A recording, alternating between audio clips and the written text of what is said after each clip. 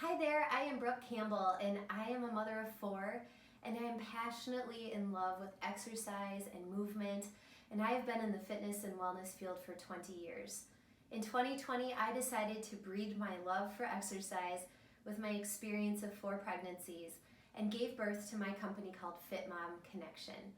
I am so glad you found me, and I hope that we can connect so that you can be supported in your fit and healthy pregnancy and postpartum journey. One of my favorite things to do is to talk to women about their birthing stories. Everyone has such a unique experience leading up to and during and after giving birth. It is seriously the most fascinating thing in the world to me. When I know someone is approaching their due date, I actually get a little jealous. Go ahead, think I'm weird, but I think giving birth is the most euphoric, empowering, and surreal experience that anyone could go through. Not just for the mom, but also for everyone in the room supporting the birth. Yes, you could say that the pain and potential worry that kind of mask the euphoria and the joy of the experience can be, a little stressful, but it's so miraculous and the most incredible moment that I've ever experienced in my life, times 4. I remember when my first child, Finley, was born, the moment he came out, my husband and I were making the most strange noises. It was like this mix of relief after running an Ironman, plus excitement after someone surprised you, plus this realization that you're now a parent in charge of this squirmy little thing, and the release of endorphins you get after making a baby. You know what I mean. But the noise was very new and unique, and the only one that could be made in this incredible moment. I just will never forget that sound, but I cannot really figure out how to emulate it either. Anyways, back to the subject at hand. I just feel like you cannot talk postpartum without leading into it with a pregnancy and giving birth, right? So after my 4th child, Briggs, was born, I felt more prepared and aware than ever before in my postpartum recovery. Obviously, this was in large part due to the fact that I have lived and learned 3 times prior. So my friends, that's why I feel compelled to share with you my postpartum self-care recovery journey. And I'm going to share 6 different tips to hopefully help you through your journey as well. So here we go. Just to make things a little more clear, I am going to be describing the experience from the moment that Briggs was born until current day, which is 7.5 months after his birth. I believe that many of the things I will share with you will be helpful to you even several years after you have given birth. So stay with me here and enjoy, because today you're going to learn a few tips. I was really fortunate to be able to give birth without any pain interventions for my 2nd, 3rd, and 4th deliveries. I was all about doing whatever it would take to relieve the pain while I was pregnant with my 1st child. But I listened to what the doctor said. I waited until contractions were 5 minutes apart for an hour. I got to the hospital at little before 2 a.m. and things were going rapidly quick. I was too late to get an epidural, so I decided to get an intrathecal because the doctor wasn't there yet, and all I wanted to do was push. So I had this completely numb feeling and I didn't really know how to push. So I decided to try to do it naturally during my other births so that I could be more in tune with my body's contractions. I do realize that I was very, very lucky to be able to experience birthing this way, because while that might be the plan for many moms, things don't always go as planned. After Briggs arrived, I would say that having a baby during the COVID pandemic was actually a blessing in disguise. We were not allowed to have visitors, so I had so much great bonding time with Briggs and my husband. It was nice to be able to FaceTime with our other kids, but I must say that I had this amazing sense of calm because we just had more time and space for doing whatever we needed to recover and be attended to by the incredible hospital staff. It was just Briggs and me working on breastfeeding and talking to the nurses, taking some nice Epsom salt baths, watching some HGTV, drinking lots of water, eating as much food as I wanted because I didn't have to share any space in my torso with a baby anymore. I have to admit that I've always spent as much time as I can in the hospital postpartum because it just feels so peaceful to me. I work in a hospital, so it just feels like a safe space. So my first tip would be to really consider what will work best for you in regards to how long you will stay in the hospital after giving birth, if you are indeed in a hospital.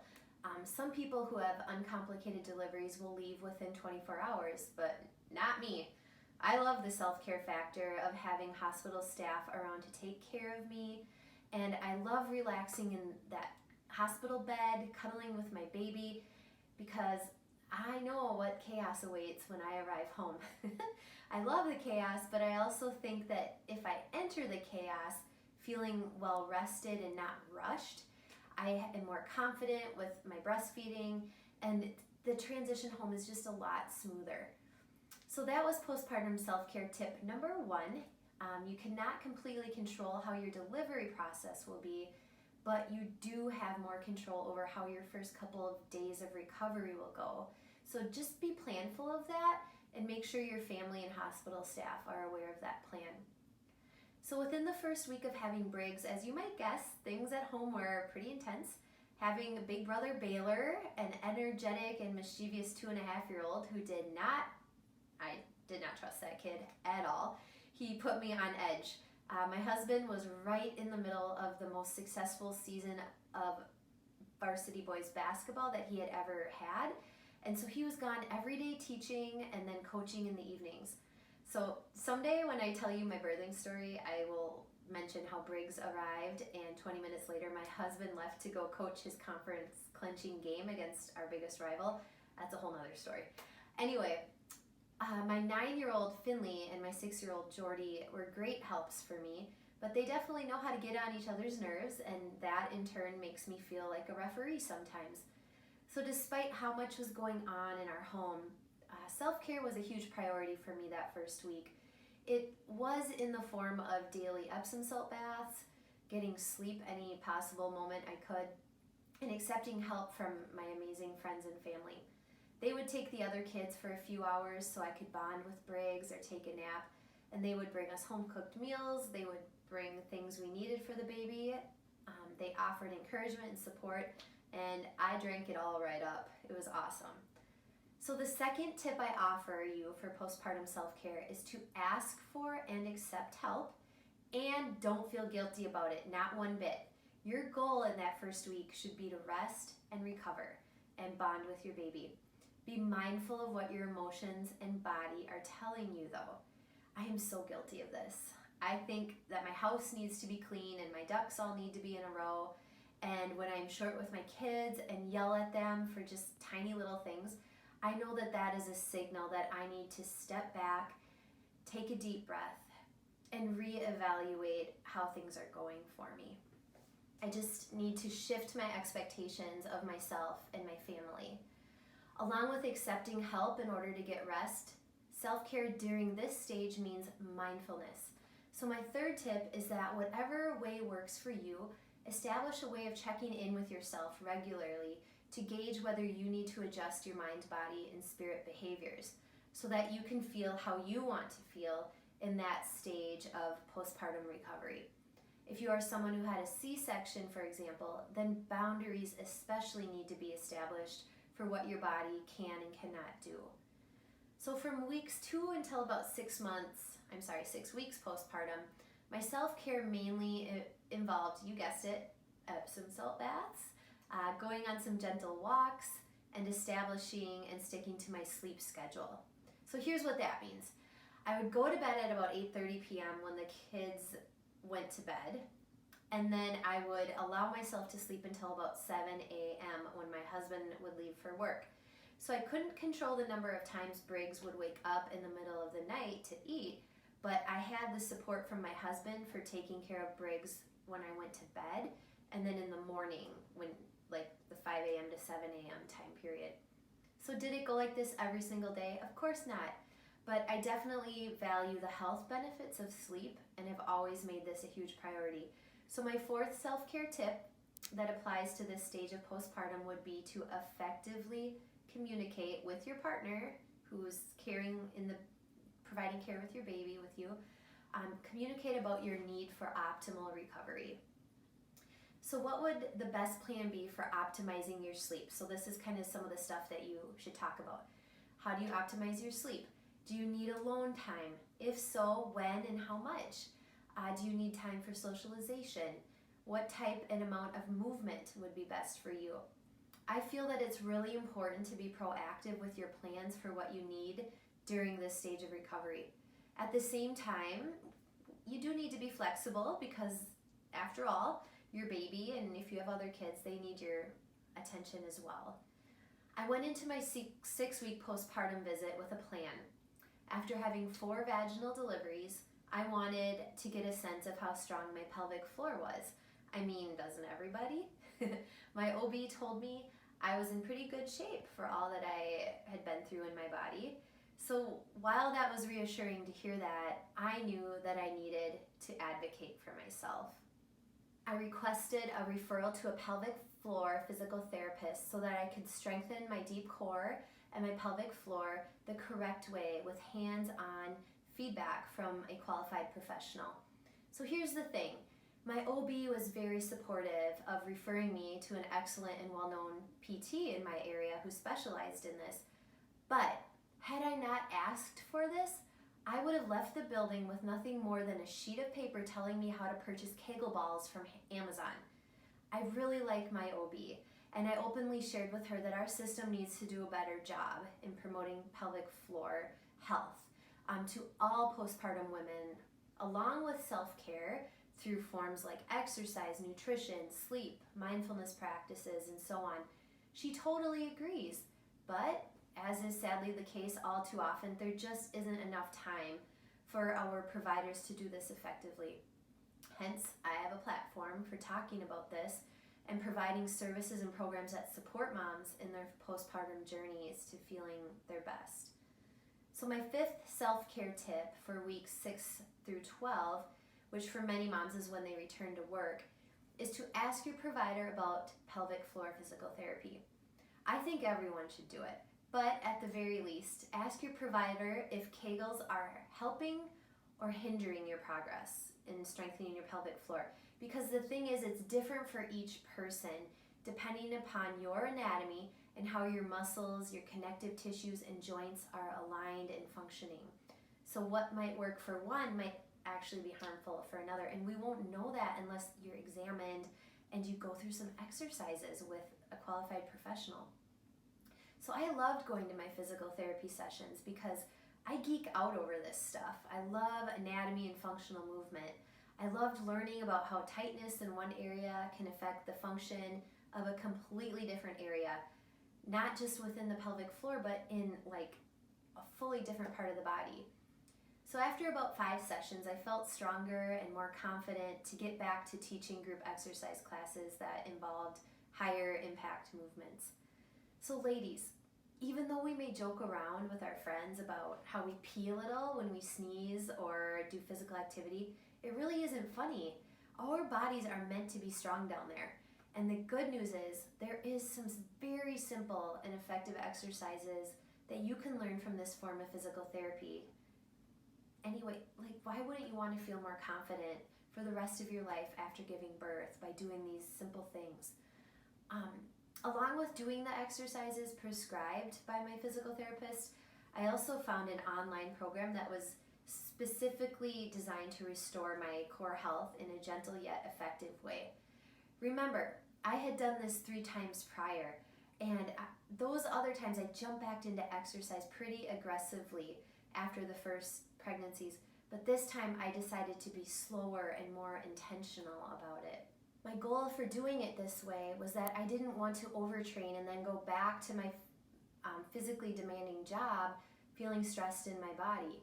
I wanted to feel strong, balanced, free from aches and pains, and just functionally able to maneuver my body in whatever way I wanted in order to play with my kids like a kid.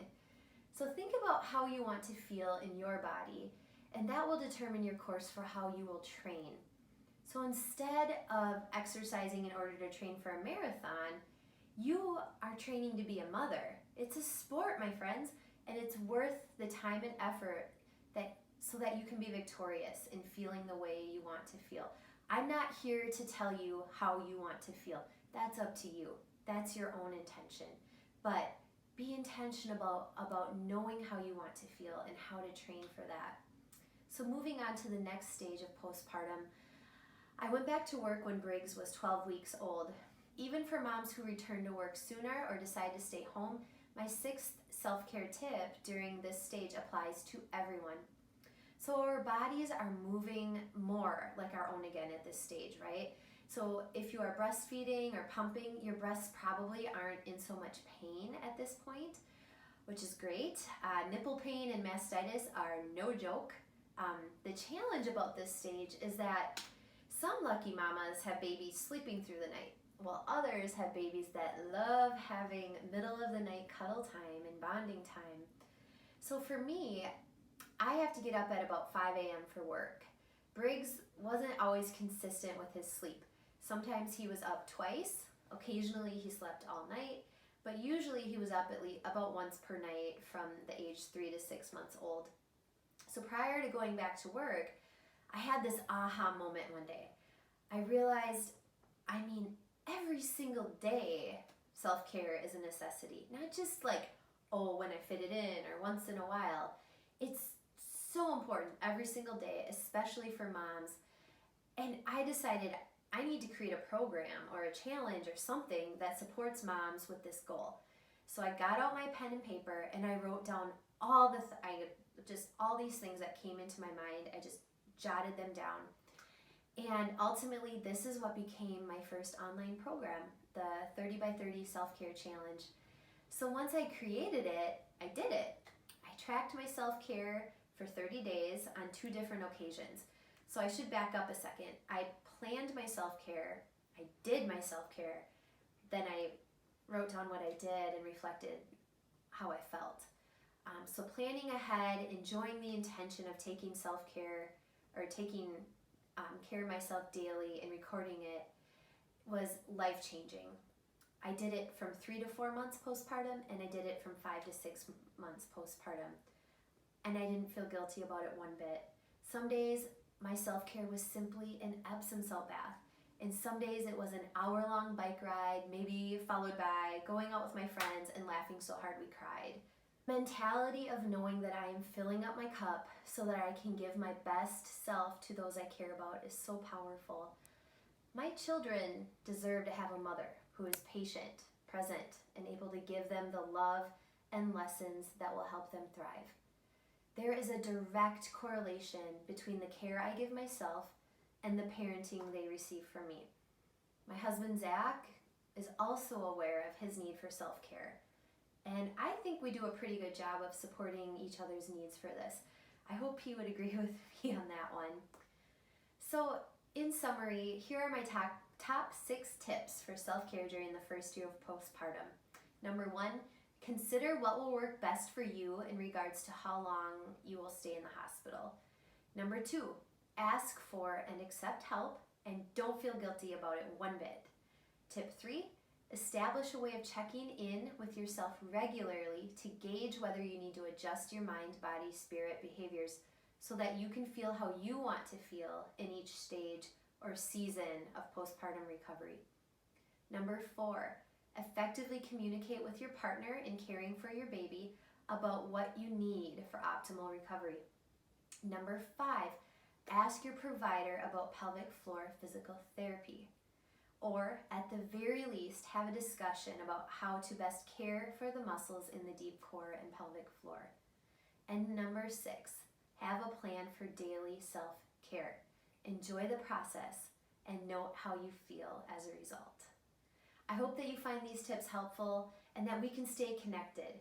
Please head over to my website, www.fitmomconnection.com, to learn about my free resources and the services and programs I offer to help moms feel their best. You deserve it.